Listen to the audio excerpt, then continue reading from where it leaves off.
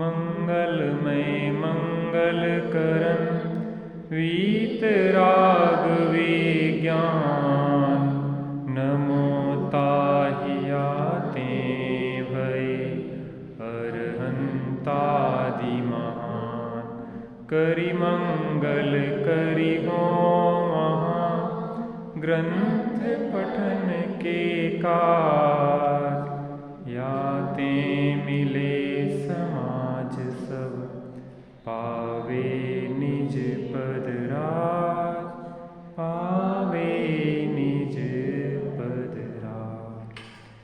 राम कहानी सुनो रे राम कहानी राम कहानी सुनो रे राम कहानी सुनत हरस आवे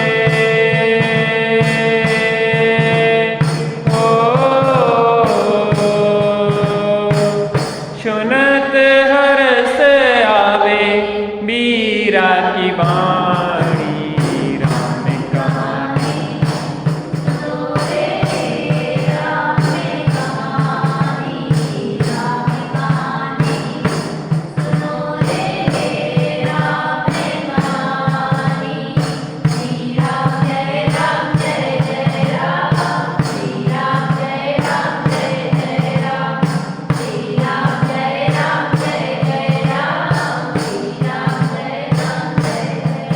दशरथ के राज दुलारे कौशल्या की आंख के तारे ओ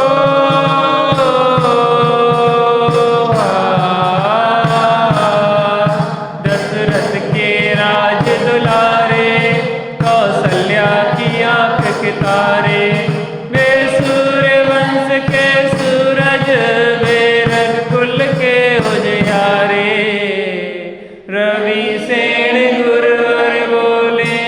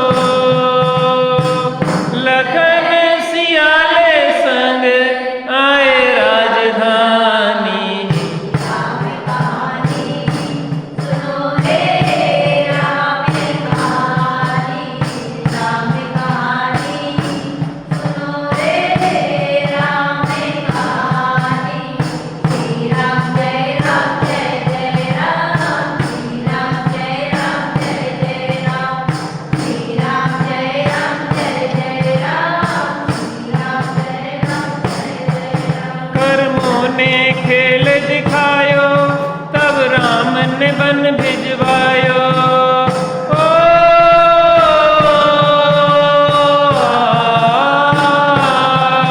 कर्मों ने खेल दिखायो, तब राम ने वन भिजवायो।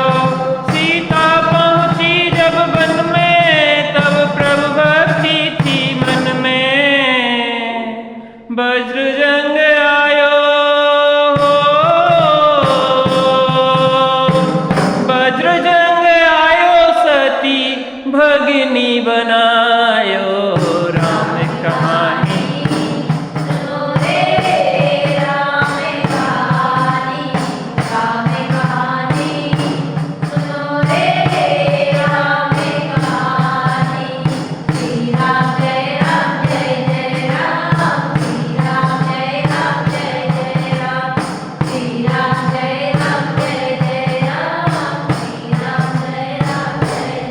बोलो बीतराज श्री रामचंद्र की।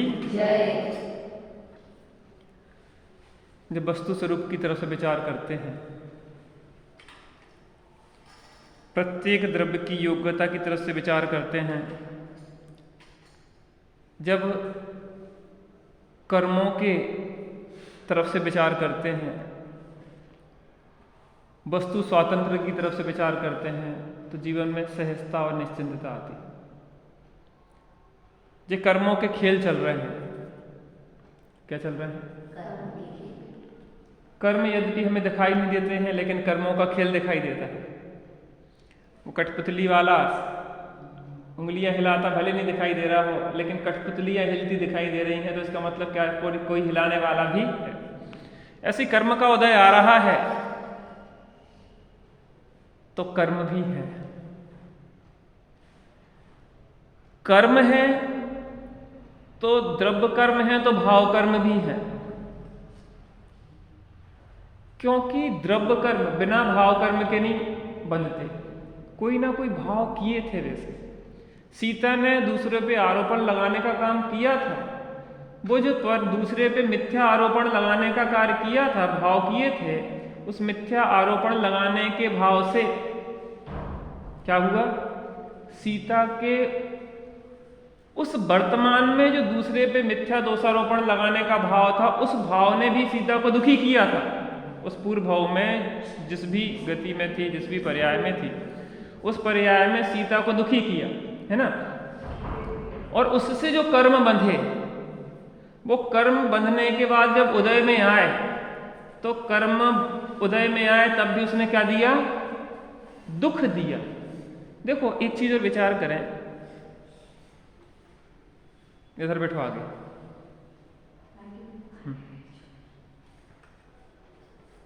देखो कर्म का उदय कोई जबरदस्ती दुखी नहीं करता। मुनिराज हैं, उनके ऊपर तीव्र असाता का उदय चल रहा है, शरीर को घानी में पेला जा रहा है अभिनंदन मुनिराज के, लेकिन उन्हें वो उदय दुखी करने में समर्थ नहीं है। यद्यपि है पाप कर्म का उदय, लेकिन उस समय भावों की तरफ से देखें तो भाव कैसे चल रहे हैं? या तो शुद्ध रूप भाव चल रहे हैं या शुभ रूप भाव चल रहे हैं। अगर पाप के उदय में भी जीव दुखी ना होना चाहे तो कोई पाप का उदय जबरदस्ती दुखी करवाएगा? नहीं करवाएगा। उदय उदय में ही रहता है, नहीं प्रविष्ट हो आत्मा में। उदय उदय में है, वो आत्मा को जबरदस्ती कोई करता नहीं है। हाँ, हम उस उदय में जुड़ते हैं, ये हमारा दोष है। दो प्रकार से जुड़ना है, एक मिथ्या दृष्टि का जुड़ना है, एक सम्यक दृष्टि का जुड़ना है। मिथ्या दृष्टि तो पूर्ण रूप से जुड़ जाता है, अर्थात उसके श्रद्धान ज्ञान में भी ये लगता है अज्ञान अवस्था में कि ये दोषी है। अपन ने चर्चा की थी अंतरंग में द्रव्य कर्म का उदय और बहिरंग में नौकर्म के माध्यम से वो कर्म आपका काम कर रहा है। अब देखना, सीता के असाता कर्म का उदय आया, पाप कर्म का उदय आया, और पाप कर्म के उदय में बाहर में कोई ना कोई निमित्त तो पड़ेगा। जैसे हमने अपराध किया हो तो पुलिस निमित्त पड़ेगी। हम भारत में थे तो भारत की पुलिस पीछे लग गई, और अगर अमेरिका चले जाएंगे तो हम पुलिस वालों से बुराई मान लें कि ये पुलिस वाले बहुत खराब हैं। तो क्या वास्तव पुलिस वाले खराब हैं कि आपने जो अपराध किया था वो खराब है? अगर आपको पुलिस वाले कहेंगे कि आपको अगर ये पसंद नहीं है मारपीट जेल में जाना, तो अपराध करना बंद कर दो। कर्म कहते हैं कि तुमने हंस हंस के बांधा था हमें। कैसे बांधा था?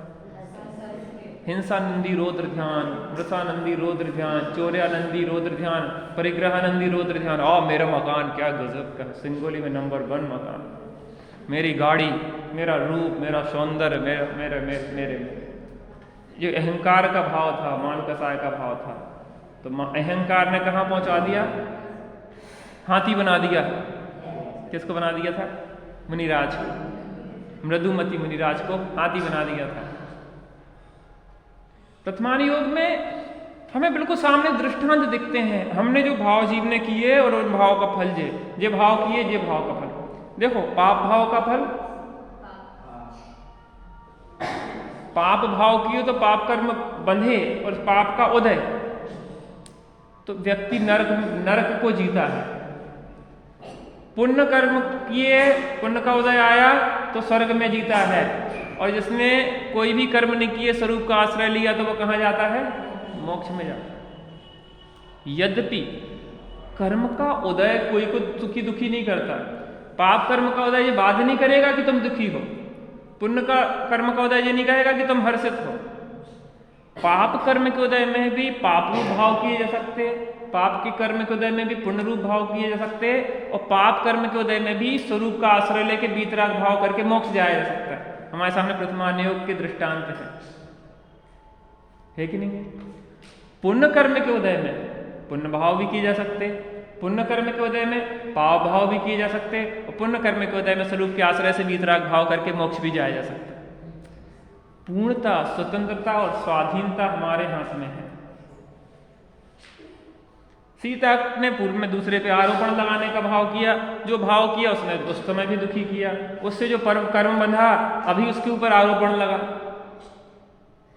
अब चूंकि मिथ्या दृष्टि हो तो वो पूर्ण रूप से दूसरे का दोष देखने लग जाए, अरे ये खराब, ये खराब, ये खराब। लेकिन सीता सम्यक दृष्टि ज्ञानी थी, अविरति थी। लेकिन अब देखो इसमें एक और विचार करो, ज्ञानियों की बहुत कैटेगरीज होती है।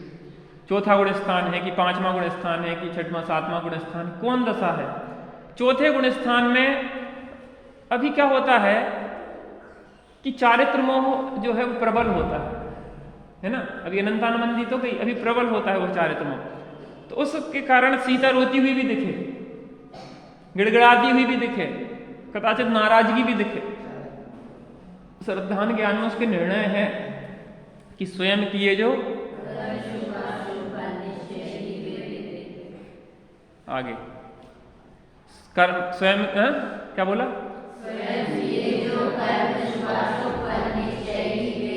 चाचा क्या बोला? स्वयं किए जो आगे क्या है? आगे क्या है? अपने कर्म पढ़ देता है, स्थिर हो छोड़।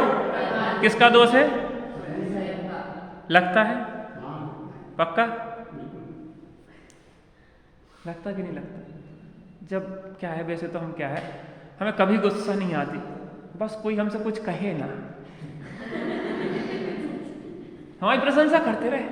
अरे आप पंडित जी बहुत बढ़िया हैं, ब्रह्मचारी जी आप जैसा तो कोई नहीं, और बस आपने थोड़ा सा हमसे कहा तीखा, फिर हमें मिर्च लग जाती, फिर हम रोक नहीं पाते। तो भाई साहब 24 घंटा कौन लड़ता फिरता? प्रशंसा में तो मिथ्या प्रशंसा, मूर्ख से भी कहा जाए कि तुम बहुत बुद्धिमान हो, तो वो भी कहेंगे हाँ हाँ। मूर्ख से मूर्ख हो जी, मैं 1% भी बुद्धि ना हो सका कि आप जैसा बुद्धिमान कोई नहीं है, तो भी वो निषेध नहीं करेगा कि नहीं भैया हम तो मूर्ख हैं। मिथ्या प्रशंसा किसको पसंद नहीं है? अज्ञान अवस्था में उस पर थोड़ी ना गुस्सा आती। तब परीक्षा होती है जब सब हमारे प्रतिकूल हो, हम जैसा चाहते हैं वो कुछ भी नहीं होता हो, फिर परीक्षा है कि हम सब तब शांत रहें। तो तुमने कुछ धर्म हमने सीखा है, उस समय भी आंदोलित उत्तेजित हो गए तो हमने बहुत कर्म बांध लिए। पूर्व का तो सादा कर्म था ही, वर्तमान में भी हमने कर्म बांध लिए।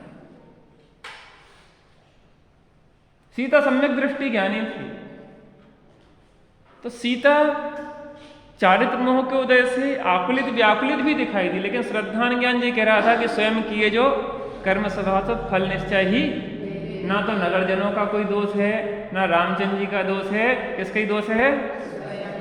उसके बाद भी खेद तो स्थिति चतुर्थ गुण स्थान है, अभी कोई विशेष नहीं है, तो चारित्र मोह के उदय में खेद भी बढ़ता है, फिर संभालती हैं, फिर खेद होता है, फिर संभालती हैं। जी स्थिति भूमि के अनुसार होती है। पंचम गुण स्थान हो, बढ़ती हो तो और ज़्यादा स्थिर रहता है, दो कसाय के भाव मुनिराज हों, उपसर परिसय में भी विचलित नहीं होते। और जब यथा क्या चारित्र हो जाए, संपूर्ण कर्मों का अभाव, तो फिर कोई प्रभाव होते ही नहीं, बीतराग दशा हो जाती है। किस किस भूमिका में क्या क्या है, हम जहाँ खड़े हैं उससे आगे कैसे बढ़ें एक कदम। अगर अभी सम्यक्त नहीं है तो सम्यक्त को प्राप्त करने का पुरुषार्थ करें। सम्यक दृष्टि है तो देश व्रत के लिए को धारण करें, देश व्रति है तो महाव्रत की ओर आगे बढ़ें। धीरे धीरे आगे बढ़ना है अपन को, इस स्थिति में योग नहीं। तो यहाँ पे माता सीता पे मिथ्या आरोपण लगा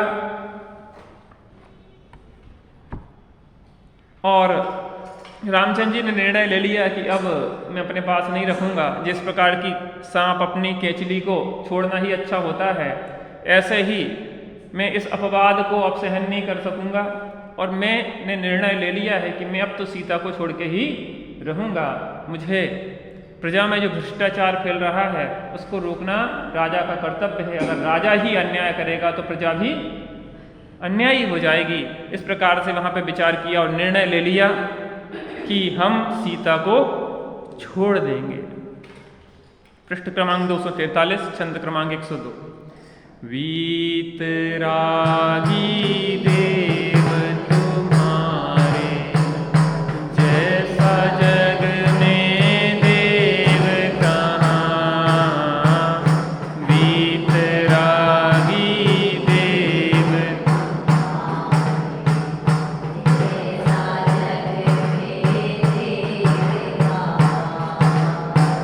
मार्ग बताया है जो जग को कह न सके कोई और यहाँ।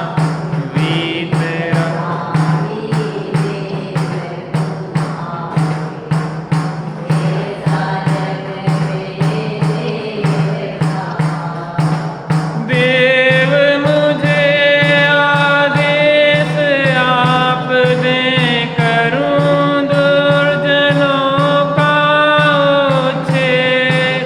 देकर मिथ्या दोष सती को हाय कराते तुमसे खेद। जनता की बातों में आकर कर न सके कुछ योग्य विचार। इसीलिए उसके तजने का किया आपने यह निर्धार। लक्ष्मण को जब यह बात बताई तो लक्ष्मण अत्यंत खेद खिन्न हुए कि हे स्वामी, मुझे आप आदेश दें। किसकी इतनी हिम्मत है कि माता सीता जैसी पवित्र स्त्री के ऊपर कोई ऐसा मिथ्या आरोपण लगाए। मैं इसको सहन नहीं करूंगा और उन दुष्टों का, उन पापियों का मैं उच्छेद कर दूंगा, मैं उन्हें मार डालूंगा। और वो दुष्ट हैं, पापी हैं, जो ऐसी बात करके आपको खेद दे रहे हैं। मैं आपको दुखी नहीं देख सकता स्वामी, मैं माता सीता को दुखी नहीं देख सकता हूं। और जनता की बातों में आकर आपने योग्य विचार नहीं किया। जनता की बातों में आके जो आपने माता सीता को छोड़ने का विचार किया है, वो आपका छोड़ने का विचार योग्य नहीं है किसी प्रकार से। और इसीलिए उसके तजने का किया आपने यह निर्धार। यह जनता की बातों में आके आपने माता सीता को छोड़ने का जो निर्धार किया है वह योग्य नहीं। उचित न जचता है यह मुझको, पुनः कीजिए आप विचार। सीता के परित्याग बाद भी तुम्हें कहेगा क्या संसार। दो मुख है संसार सर्वथा, रोष तोष से वह भर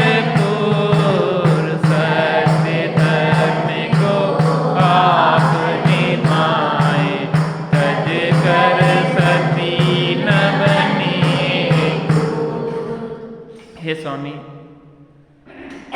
आपकी जो बात है मुझे किसी प्रकार से जचती नहीं है। लोग तो कुछ ना कुछ कहेंगे, लोगों के तो दो मुंह है, मुंह देखी बातें करते हैं। इनके मुंह पे उन जैसी बातें कर लेंगे, उनके मुंह पे उन जैसी बात कहेंगे। आप सीता को छोड़ देंगे तो कुछ लोग ये कहेंगे कि सीता को क्यों छोड़ दिया, राम गलत है, अपने घर में ही न्याय नहीं करवा रहे तो दूसरे का न्याय क्या करेंगे। अपनी ही निर्दोष स्त्री को, जिसको पता है कि आपकी स्त्री निर्दोष है, उसके बाद भी उसको आपने दंड दे दिया, साक्षात जानते हुए भी दंडित कर दिया, तो ऐसा राजा कैसे दूसरों का न्याय करेगा, लोग ये भी कह सकते।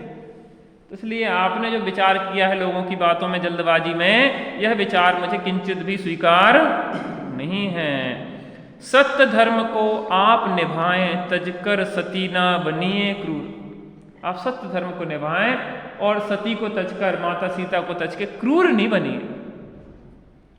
पश्चाताप लिखा है हुकमचंद जी भालिड़ ने, उस पश्चाताप में यही लिखा, सीता ने कहा कि स्वामी, कि लोगों के कहने से आपने धर्म तो छोड़ दिया, वो मुझे तो छोड़ दिया, लेकिन धर्म नहीं छोड़ दिया। मुझे छोड़ने पर तो एक ही भाव में किंचित खेद होगा, लेकिन धर्म छोड़ने पे तो भाव भाव में ही। सत्य धर्म को आप नहीं छोड़ देना। तज भावज को विषम समय में योग नहीं उपजाना, सो छोड़ कभी विज्ञ जन करे सत्य की निंदा लो। मुनियों तक को दोष लगाता, जगत नहीं इसमें आचर, पर इससे होता न कलंकित उनका यश रूपी यश। भाभी माँ को छोड़ के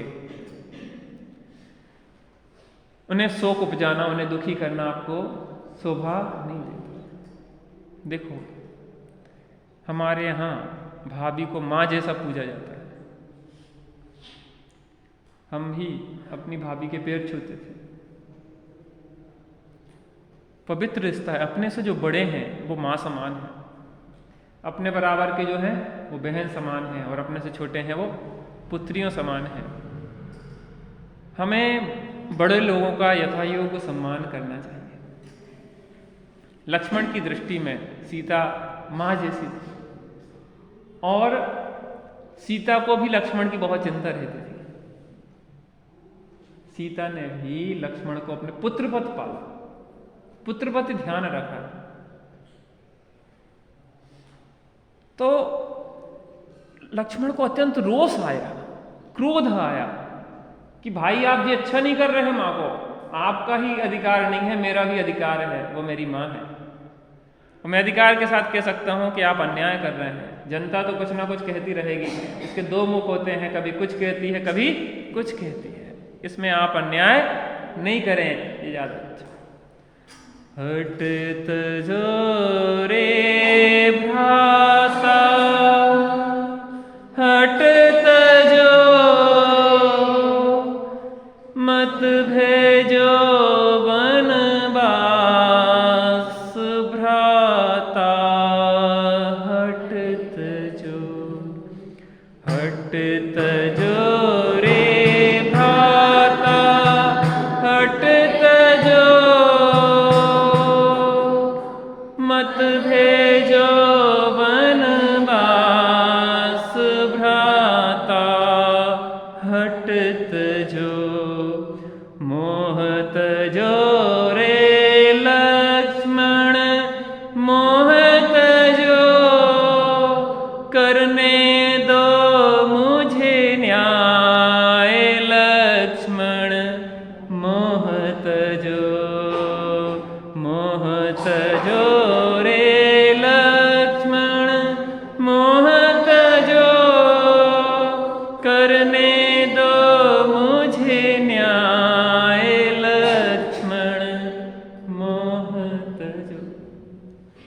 लक्ष्मण कह रहे हैं राम से कि भाई हट तजो, माता को वनवास मत दो। और राम कह रहे हैं कि मोह तजो लक्ष्मण, मुझे न्याय करने दो।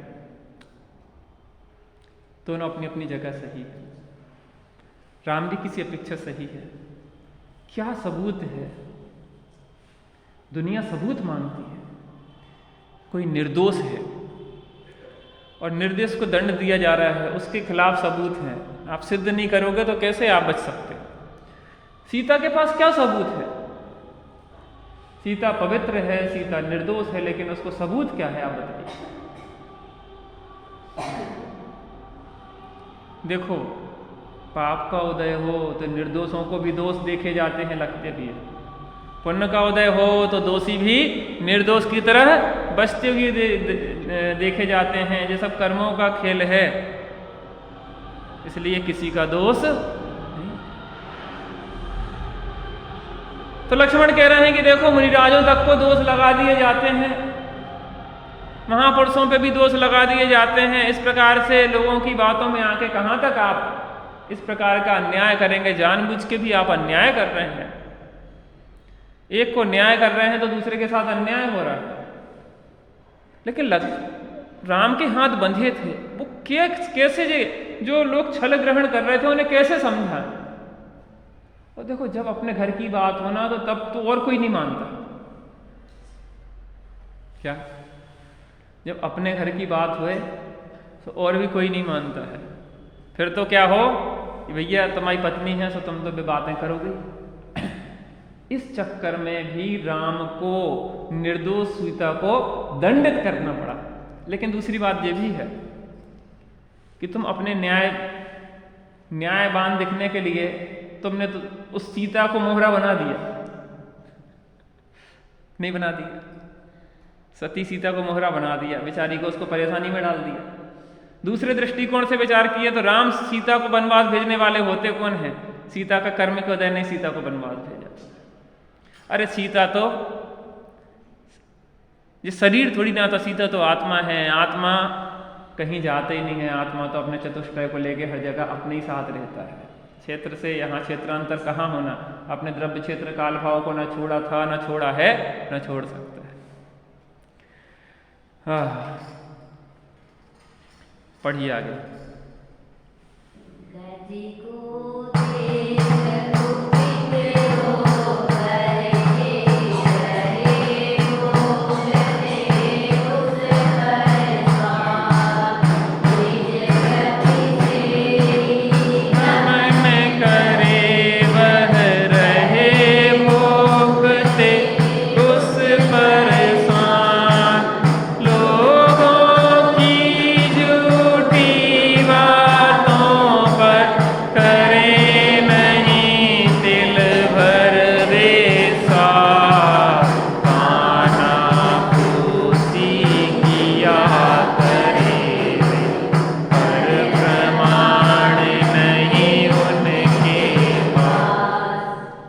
अपनी चाल में चला जा रहा है और कुपित होके कुत्ते अगर भौंक रहे हैं तो हाथी क्या करे?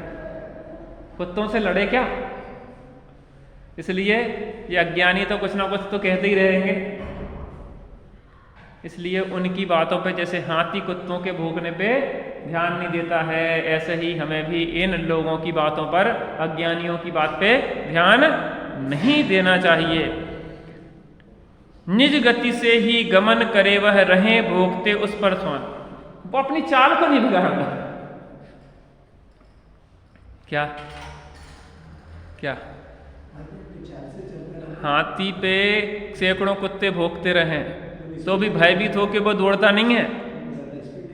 भौंकने दो, कुत्ते तो भौंकते रहते हैं और वो हाथी अपनी चाल में, मस्तानी चाल में चलता रहता है।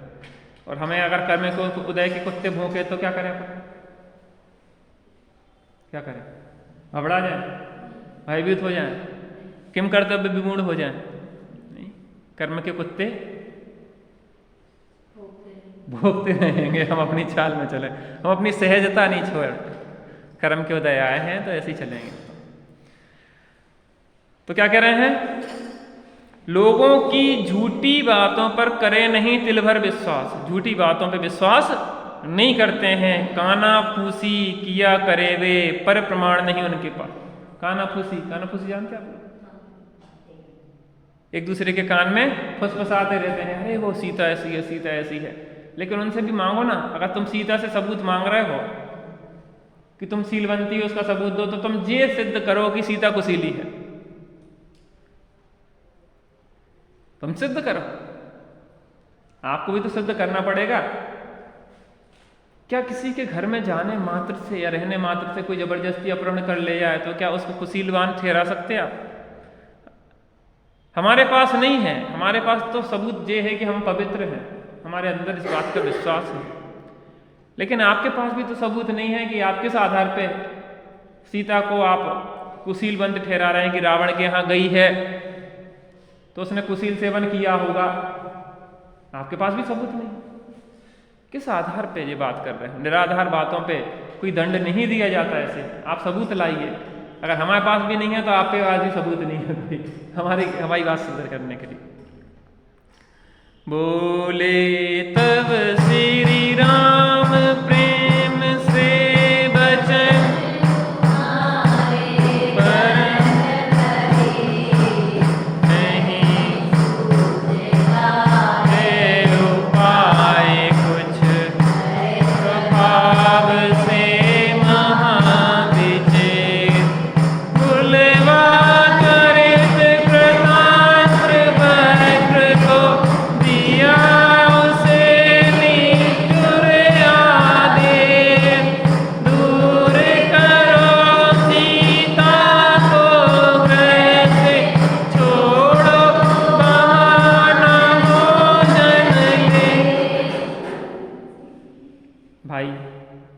तुम्हारे वचन बहुत अच्छे हैं, तुम बात सही कह रहे हो, परंतु मैं अब तुम्हारी बातों में आने वाला नहीं हूं। मेरे लिए राज्य शासन न्याय सर्वोपरि है। चाहे वो मेरे स्त्री हो, चाहे कितना ही निकटस्थ हो, न्याय के लिए मैं किसी को भी छोड़ने में संकोच नहीं करूंगा। और आदेश दिया कृतांत वक्र, सेनापति को बुलाया कृतांत वक्र। सीता कह रही थी कि मुझे तीर्थ यात्रा करना है, जाओ। सीता को तीर्थ यात्रा क्या करो? करा लाओ नहीं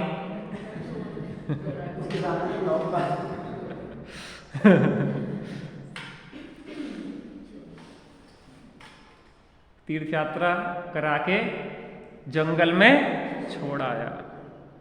दो प्रकार के नाम आते हैं जिस जंगल में छोड़ा, उसमें निमानुस और सिंहनाद नाम के वन में। शायद एक ही जंगल के दो नाम हो सकते। निमानुस माने जहां मानुस नहीं दिखते हो, ऐसा घनघोर अटवी हो। सिंहनाद इसलिए नाम बड़ा हो कि वहां सिंह गर्जना करते रहते हो। ऐसी घनघोर हटवी में छुड़ा है। मैं विचार कर रहा कि थोड़े छोटी वाले जंगल में छुड़वा देते, इतने घोर जंगल में छुड़वाने की क्या जरूरत थी। लेकिन उदय कोई किसी को क्या छुड़वाता है। हम अतः ये इतने बढ़िया प्रयोग चल रहे हैं। जो सीता की कहानी तो हो चुकी, लेकिन अब हमारी राम कहानी चल रही है। भाई साहब, किसकी चल रही है? सीता तो पास हो गई परीक्षा में, अग्नि परीक्षा में। अब कौन सी सीता की बारी है? किस राम की बारी है अब, और किस सीता की बारी है? अब हमारी बारी है। इनसे हमें सीखना है कि हमारे जीवन में हम कितने कर्मोदय के तीव्र थपेड़े पड़ेंगे, लेकिन हम उसमें कैसे सहज रहेंगे। दोपहर में जो चर्चा आ रही है, कर्म के उदय के जो चलते हैं थपेड़े, हम समझते हैं कि हम ही को हो रहा, हम ही को हो रहा, हम ही को हो रहा। इस कर्म के उदय के सब चल रहा है। ऊंच कुल नीच कुल मिल रहा है, साता का उदय है, असाता का उदय है, सब कर्म का उदय है। अपने में कर्म का उदय प्रवेश नहीं करता। हम सहज रहे। सुख आते हैं, दुख आते हैं, इन आते जाते सुख दुख में हम मस्त रहते हैं, हम मस्त रहते हैं, हम मस्त रहते हैं, हम मस्त रहते हैं।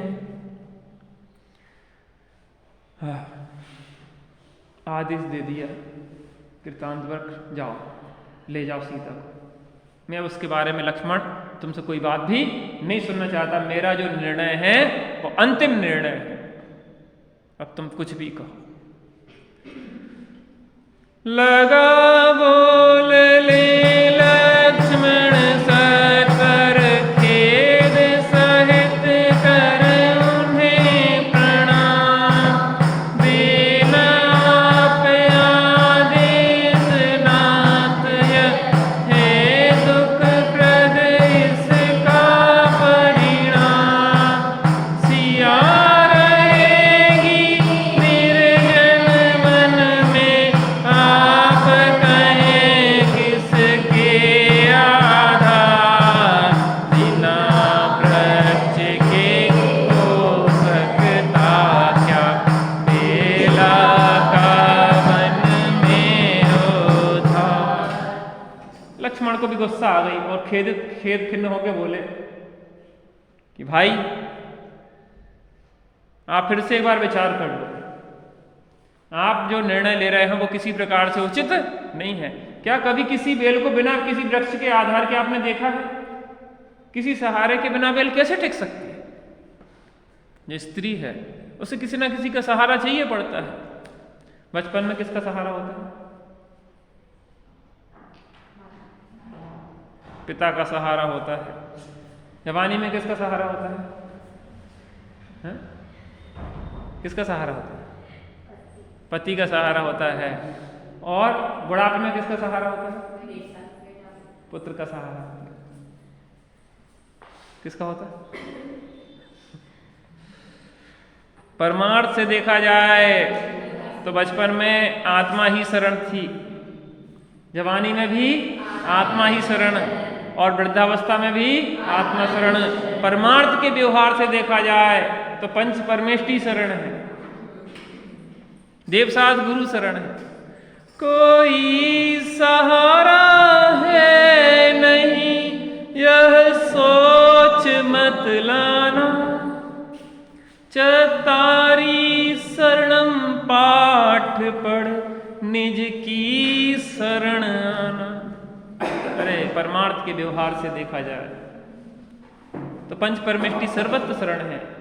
चार मंगल हैं, चार उत्तम है और चार ही सर्वत्र। अंजना सीता को सर्वत्र कौन शरण था? लोग व्यवहार की जो बातें हैं, शीलवंती नारियों के लिए पति शरण होता है। कौन होता है? कौन होता है? पति शरण होता है। एक बार क्या हुआ, धवल जी एक दृष्टांत दिया करते थे, अभी जो शांत होगा छिंदवाड़ा, कि एक स्त्री का अपने पति से मनमुटाव हो गया और वह उस पति के घर से जाने लगी। उसके पास दो ऑप्शन थे, या तो अपने पिता के घर जाए या फिर किसी के भी पास चली जाए। किसी के भी पास मान, किसी चोर मवाली व्यसनी चोर डाकुओं के पास। यद्यपि पुरुष के वर्ग में विभाग करें तो एक स्वापुरुष है, एक परपुरुष है।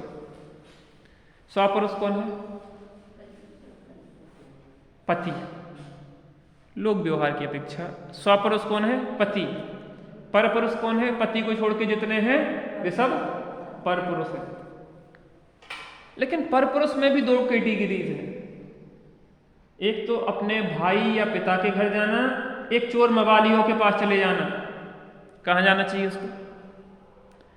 ऐसा होता ना कि बहुत दिन ससुराल में रहते रहते खटर पटर होते हुए डॉक्टर भी कहता कि तबीयत तुम्हारी खराब, कोई समस्या नहीं है, थोड़ा माहौल चेंज करना है आपको, एटमॉस्फेयर बदलो, थोड़ा मायके भेज दो ना। आपसे तो नहीं कहा डॉक्टर ने? थोड़ा सा माहौल बदल जाए, थोड़ा सा तो आबो हवा बदल जाएगी।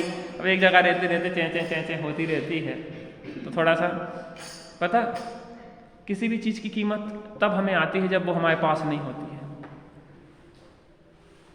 मैं आपसे पूछूं, कि श्वास की क्या कीमत है? क्या कीमत श्वास की? हाँ? कितने रुपए मिलती श्वास आपको, जो बार बार दिन भर ले रही हो श्वास, कितने रुपए में मिलती? हाँ? तो उसकी कोई कीमत नहीं है। अभी मैं आपकी बंद कर दे रहा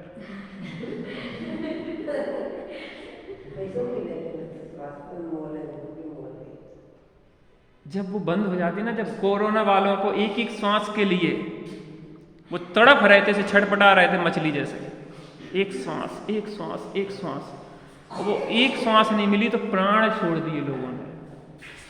तब समझ में आती है कि श्वास की क्या कीमत है। जब माता पिता हमारे पास होते हैं तब हमें उनकी कीमत नहीं आती। अरे ये तो परेशान करते रहते, ये तो ऐसे हैं, ये तो बोझा हैं, ये तो ऐसे टोकते रहते ये है। लेकिन जब वो नहीं रहते हैं तब पता पड़ता है कि माता पिता की क्या कीमत है, बड़े लोगों का क्या कीमत है।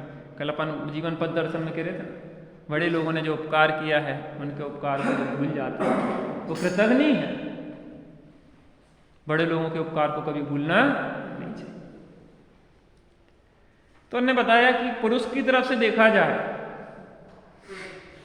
तो पिता और भाई भी परपुरुष है। वो चोर मवाली जो रोड पे घूम रहे हैं वो भी परपुरुष है। लेकिन वो स्त्री अगर घर में नहीं रह पा रही है 100 पुरुष के पास, तो कहाँ जाए? मायके जाए। क्यों? अगर मायके गई तो पुनः पति से मिलने लायक रहेगी, और मायके न जाके और यहाँ वहां चोर मवालियों के हाथ में लग गई तो पति के पास आने लायक भी नहीं रहेगी। ऐसे ही परिणति को अगर अपने स्वरूप में रहे सबसे अच्छा है, और स्वरूप में न रहा जाए तो पंच परमेष्ठी के पास रहे, देवसाद गुरु के निकट रहे। लेकिन देवसाद गुरु को छोड़ के यहाँ वहां पापाचार में तो जाना योग परिणति का योग नहीं है। फिर तो वहां पे आने के अवसर भी नहीं रहेंगे। इसलिए कहा जाता है कि परंपरा से पुण्य को भी मोक्ष का कारण कह देते हैं, क्योंकि वो पुण्य हमें देवसाद गुरु पंच परमेष्ठी के निकट रखता है। अवसर है। जंगल में भी सीता को कौन? पंच परमेष्ठी का शरण था, 4 शरण थे। तो क्या कहने लगे? किसके आधार से रहेगी सीता? बिना वृक्ष के कभी बेल देखी है आपने? अरे भाई साहब, परमार से देखा जाए तो बेल बेल के आधार से है, वृक्ष वृक्ष के आधार से है। लेकिन व्यवहार में कहा जाता है कि वृक्ष को, बेल को वृक्ष के सहारे की आवश्यकता होती है। बार बार वैसी बातें सुन हुए राम कुछ उस पर क्रोध श्रवण नहीं कर सकता। में एक वाक्य भी वचन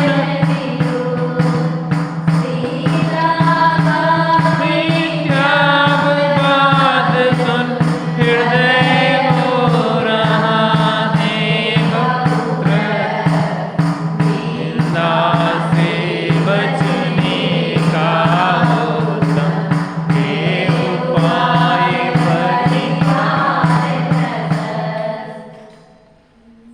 हम राम की जगह खड़े होकर देखें कि राम क्या स्थिति में गुजर रही होगी उनको,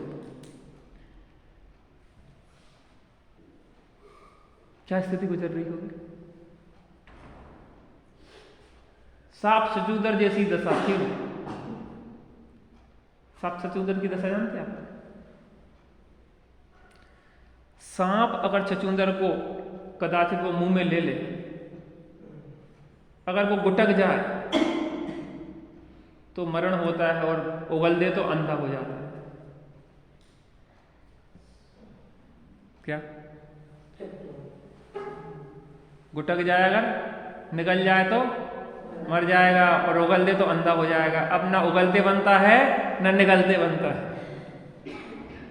रामचंद्र जी की क्या दशा रही होगी? अब हम विचार करें कि रामचंद्र जी माने इतनी बड़े धर्म संकट से गुजर रहे थे, यहाँ सीता को भी निर्दोष देख रहे हैं, यहाँ पे जनता को राम का राज्य जो प्रसिद्ध है, न्याय राज्य प्रसिद्ध है, प्रजा में अब किस प्रकार से क्या हो जाएगा? कुशील फैल जाएगा, प्रजा में अन्याय होने लग जाएगा परस्पर में, उन सब स्थितियों को देखते हुए राम ने कहा कि चुप रहो, अब मुझे तुम्हारी बकवास लक्ष्मण नहीं सुना, तुम भाग जाओ यहां से। पता लक्ष्मण कितने प्रिय थे, जब उन्हें शक्ति लगी तब राम को कैसे बेहाल हो गए थे और कैसे वो मरने को तैयार थे। उदयों की कैसी नाटक है।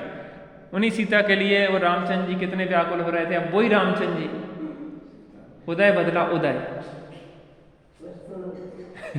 आप सोचो, वही पुत्र प्राणों से प्यारा होता है, वही पुत्र शत्रु जैसा लगने लग जाता है।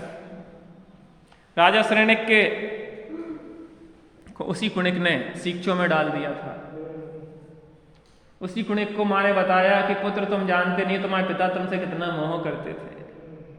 तुम्हारी उंगली में एक फोड़ा हो गया और इतनी तकलीफ होती थी, बस तुम्हें ऐसा होता था कि अगर मुंह में कोई दे ले उसको तो ही थोड़ी शांति मिलती थी। तो तुम्हारे पिताजी रात भर उस उंगली में जो फोड़ा था उस उंगली को मुंह में दिए रहे थे कि मेरा बेटा है, मेरा बेटा है। और तुम ऐसे कृतज्ञ कि तुमने जेल में डाल दिया। उसके अंदर पश्चाताप हुआ तो परिणाम बदले। कुणिक के पहले जेल में डालने के परिणाम अब कैसे हो गए?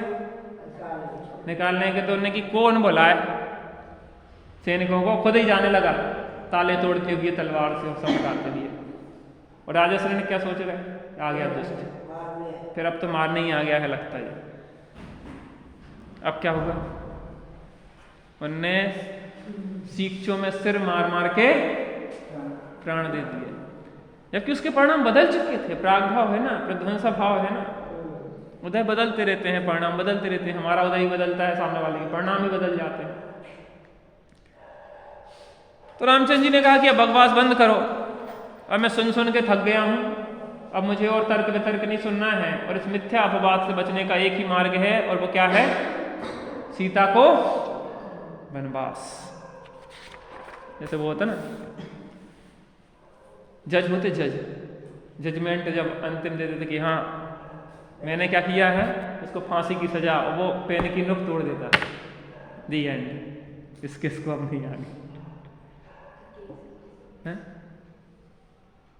ऐसी रामचंद्र जी ने कही अब कोई तर्क वितर्क नहीं, अब कोई बात नहीं होगी, अब तो मैंने अंतिम फैसला सुनाया है। कृतांतवक्र तुम क्या करो, सीता को जंगल ले जाओ। हे सेना नायक सीता की मुझे नहीं अब क्षण भर चाह, आग भी बस कुछ भी हो वन में नहीं लेस इसकी परवाह।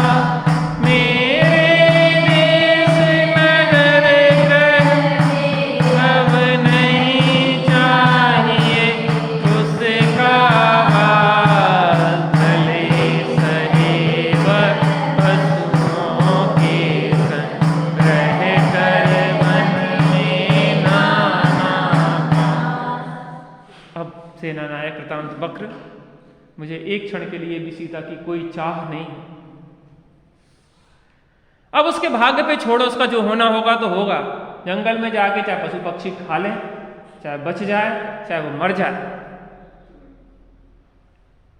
मुझे अब उसकी कोई प्रकार की चाह नहीं है। मैं एक क्षण के लिए भी उसको महलों में नहीं देखना चाहता। कौन करवा रहा जी? राम बहुत खराब है। राम खराब नहीं है कि नहीं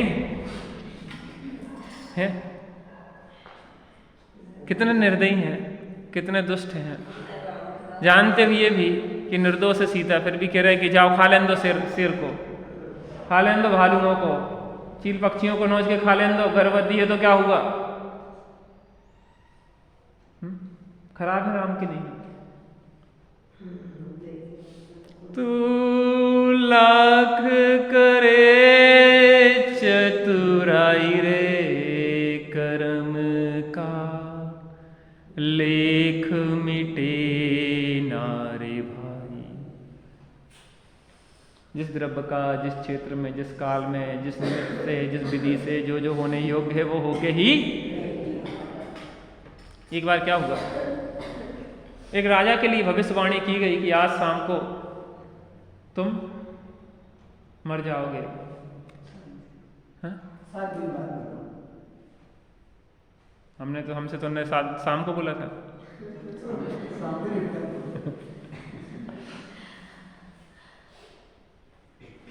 अब उसके पास समय नहीं था, एक दिन का ही समय था। एक दिन पहले शाम को ही बताया, सब लोगों को इकट्ठा किया उसने, रात में ही जितने लोग थे। अब क्या किया जाए, क्या किया जाए। मैंने कहा एक काम करो महाराज, महल में मरना है आपको, आप भाग जाओ यहाँ से। उसने अपना सबसे तेज घोड़ा लिया, वो क्या किया, भागा भागा भागा भागा, भूखा प्यासा शाम तक भागता रहा भागता रहा भागता रहा, और जाके थक गया शाम को। अब तो हम बहुत दूर निकल आए, किससे, मौत से। और जैसे ही घोड़ा बांधा तैसे ही यमराज मुस्कुराते हुए चले आए। अरे मुझे यही टेंशन थी, तुम्हारी मौत इसी पेड़ के नीचे लिखी थी, तुम आओगे कैसे, मैं ये सोच रहा था। अच्छा आ गए तो चलो ले चलते हैं हम। जिस द्रव्य का जिस क्षेत्र में जिस निमित्त से जिस विधान से जो जो होने योग्य है वो होके ही रहता, किसी का दोष। आत्म राम आत्म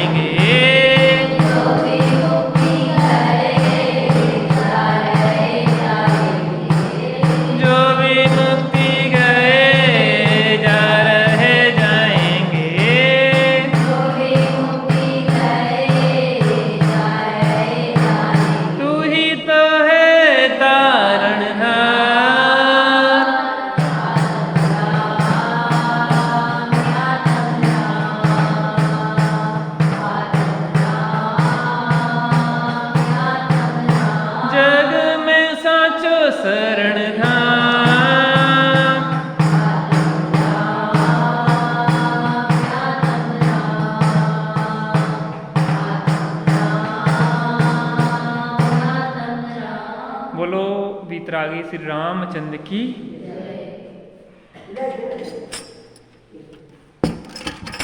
आदरणीय ताई साहब पधार रहे हैं, जीवन पथ दर्शन के माध्यम से यहाँ पे अपने को